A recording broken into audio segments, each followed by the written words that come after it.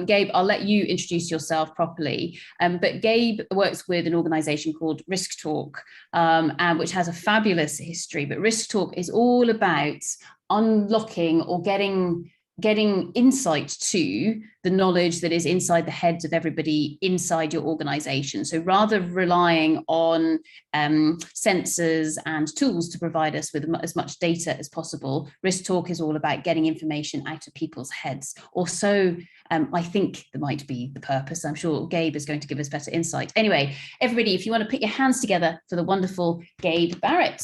Thank you very much, Gabe. Fantastic. So, Gabe, do you want to start off by introducing yourself properly? Thank you, Sarah. Yes, I will. So you and I share a background. I started out in life as a geologist as well. Yes. We can talk about rocks now. Great. That's how I got into risk management. And I took the scenic route through my career to a point where I feel I now straddle a number of worlds that give me somewhat of a unique insight. So I started in risk management, moved sideways into cyber risk management and got into technology. But all through that, what interested me the most was not the tools and the techniques, but the people. So I'm now a researcher in organizational psychology. And I come to this, really, it's all about the people, while also deeply loving all the tech that goes behind it as well. So some of the talks this morning were just fascinating. So I will bring up, I do have a few slides to share with you today, but I will keep it relatively brief to allow hopefully some time for questions. So Risk Talk has a wonderful history. And just to be very clear, this is not me. In case any of you were confused, this is not me. Risk Talk was founded by Professor Annette Mikes, who has been at Harvard Business School, the University of Lausanne, Saïd Business School at Oxford. She's an award-winning risk academic, and also one of the first people I worked with in my career and who got me onto this track of risk management. Specifically, her interests are around man-made disasters, corporate purpose, and psychological safety, which is kind of where my current research comes into this. And in her research on man-made disasters from a risk perspective, she came across some interesting findings. So what makes a man-made disaster? Now, if you want to get really academic about this, you could say, well, there is no risk unless there's some damage to an interest of people. But we're looking specifically at disasters that really had no natural start to them. And there is a sad and increasingly long line of man-made disasters throughout time, but they all share some common features. There were early warnings. Now, those warnings were either missed, they were ignored, or they were often reframed. So they were made to seem normal. It's what we call the normalization of deviance. So where something is an anomaly, but you manage to convince yourself in the system that actually, no, that's just part of how it goes. Then there was this thing on corporate values. Almost all of these companies, I would say all of them, would say that their first priority was safety. But that started to displace over time to what the value in action was often about cost and about profit. So when these two things came together, when you had these missed warning signs and you had this drift over time away from core values, that's when you get this concept of risk incubation and disaster. If we look through the steps that it takes to go from starting point to a disaster, we all have a set of beliefs and a set of norms and controls within ourselves and also within our companies. Incubation starts when these small things start to happen. Small deviances, small anomalies, small mistakes. They either go unnoticed or unreported. But then the perfect storm comes. When several of these anomalies happen at once, the risk stops incubating and it crystallizes. In the worst cases, this leads to disaster, loss of human life. Then you get into the rescue and salvage. And finally, you get to the cultural readjustment. And this is actually one of the areas where there probably isn't enough work done yet, to actually reestablish new norms and new controls. The lessons we found from these disasters is, first of all, there's a failure of foresight.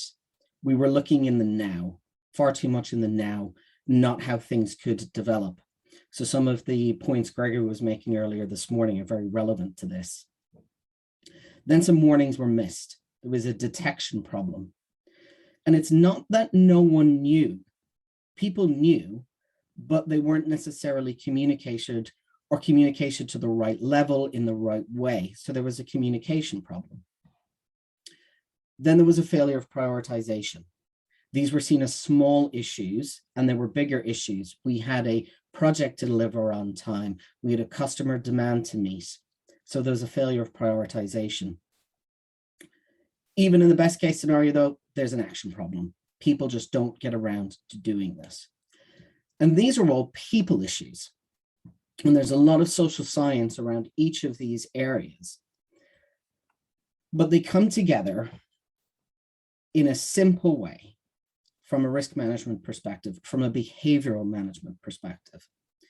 The only way these incubating risks can be solved is when you have genuine, blame-free, bottom-up communication. So what do I mean by that? By genuine, having spent time as a risk manager and going around and writing up the risk registers and getting people to do the bits they said they were going to do, that wasn't a genuine and spontaneous expression of concern.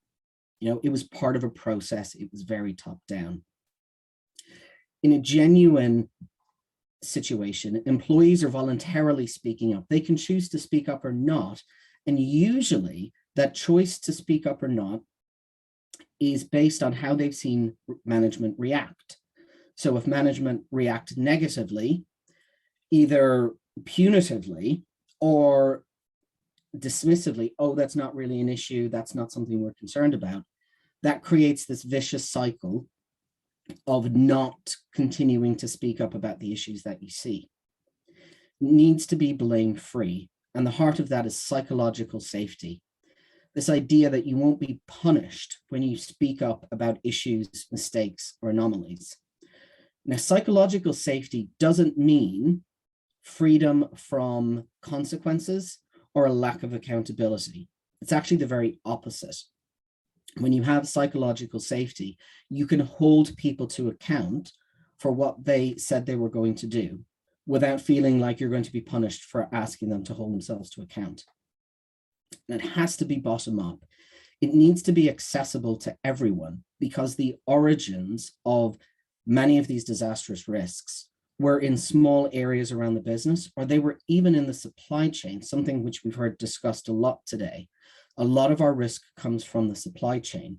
So making this bottom-up communication system available to everyone is really important. So Annette's research covered all of this. And what she found is what was needed was a tool to enable this to happen. And in a lot of organizations, sadly too many organizations, psychological safety is a real issue. So there are very few organizations you would go to where people would feel comfortable emailing the chief executive saying, we have a problem over here, or attaching their name to this particular disclosure.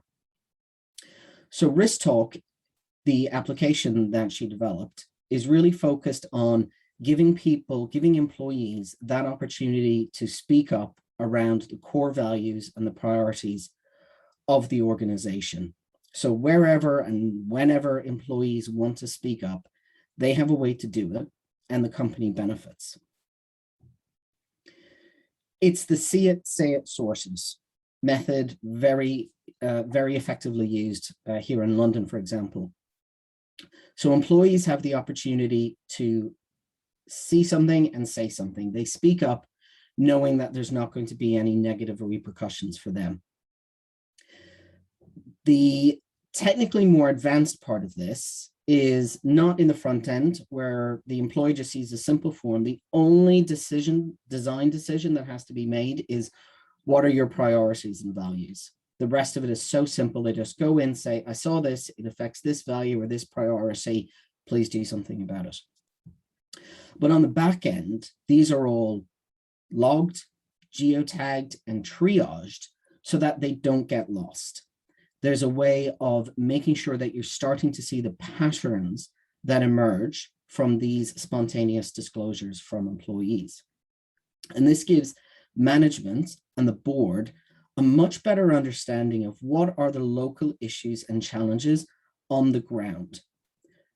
In addition to the challenges that come out from the scenario planning, the tabletop exercises, the offsites with the management team, this gives you what's happening on the ground in a way that you don't get if you're the CEO and you go out and you speak to people.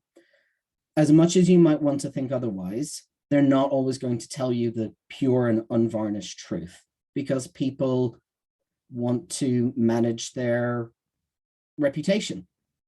They want to manage that interaction. So the CEO leaves the factory, leaves the shop floor, feeling like things are under control.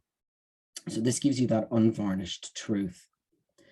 And boards have responded to this very positively. So this is SwissGrid, one of the customers that we work with, where they're starting to see the benefits by the diversity in how risk is perceived and interpreted and reported. So it's allowing people to bring their view of the world and the benefits of diversity of thinking to the management of risk. They're starting to see the patterns because this is being tagged systematically. And so you can say, right, well, we've said safety is our #1 priority, but we've had 3 security related issues that haven't been resolved in 90 days. What's going on? We're not living up to our values. I think the thing they like the most is that the hurdles for employees to be able to make this disclosures is as close to non-existent as you can make it. There's no logging in, there's no deciding who to email, there's no going through the intranet trying to find out who's the officer to whom I should disclose this.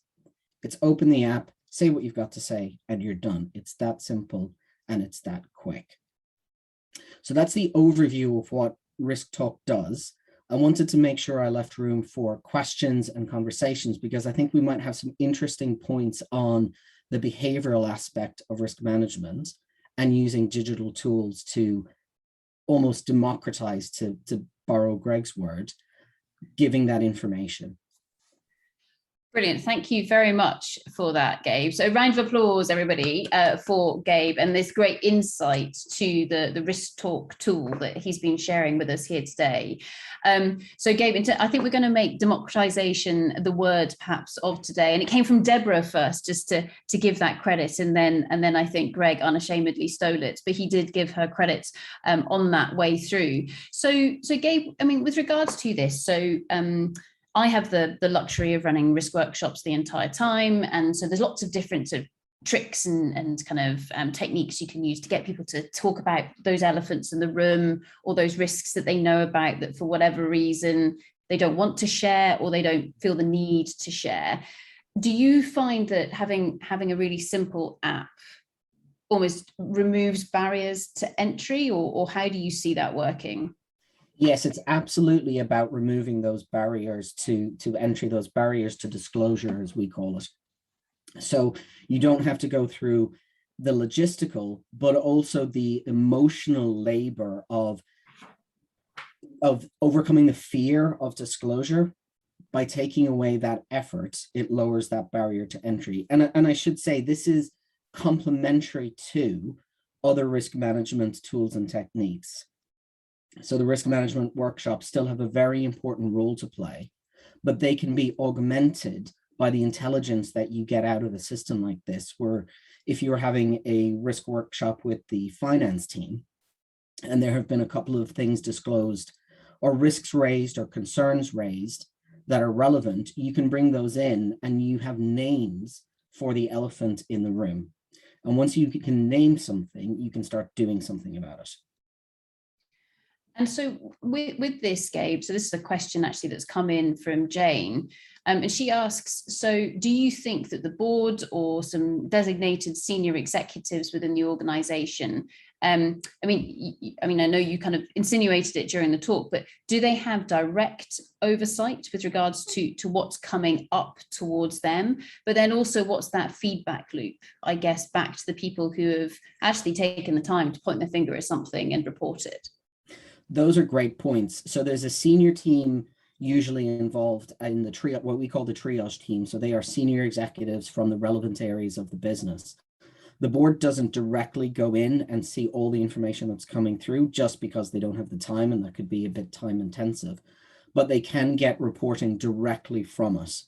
So they are seeing the raw information going through, and this many things have been identified across safety, across our priority of getting this particular product to market this quarter. They can see those come in, and that cuts out what can sometimes be again, managing that reputation layer that happens where you don't want to tell the board certain things because you don't want to get in trouble. You don't want them to think that you're not able to do your job.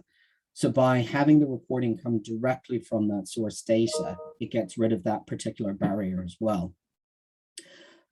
Closing that loop, I think, is a really key point, and I'm glad you brought it up. This is where the senior management team have the opportunity to actually build psychological safety as a result of using a tool like this. So it requires some psychological safety, but it also builds it. And you get this compounding effect of the more you use it, the more safe people feel to use it, the more safe they feel across the organization in general.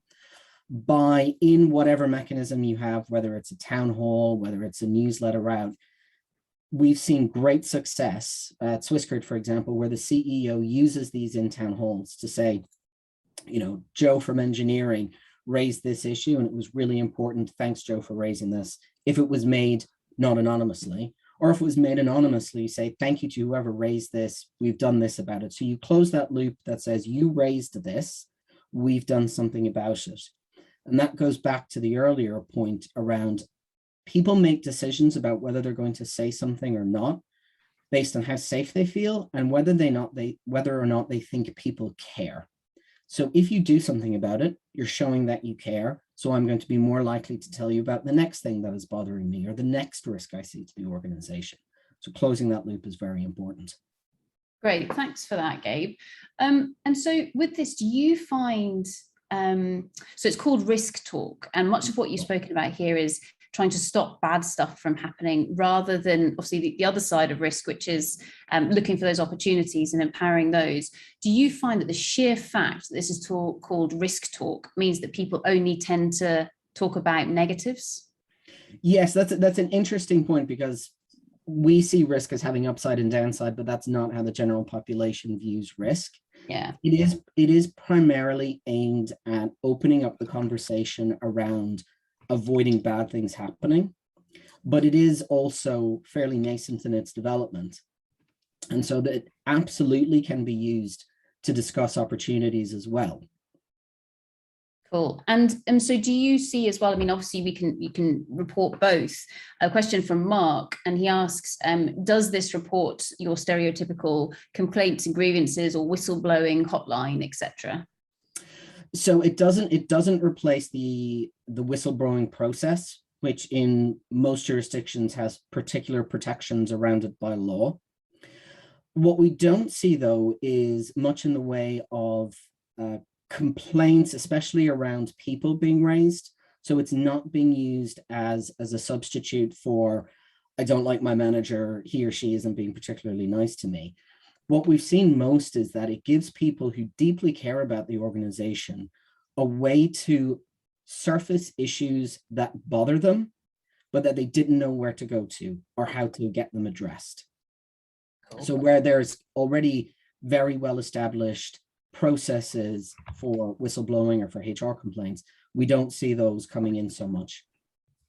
Great, that's really interesting to know. So final question that's come in from Russell. Russell asks, it appears that the value framework is key here. Are you finding that your clients are almost rethinking their values as a result of having this type of tool? So in general, I'll give a general comment first. We're seeing a much bigger interest in values and in corporate purpose across industries. That's not isolated to our clients.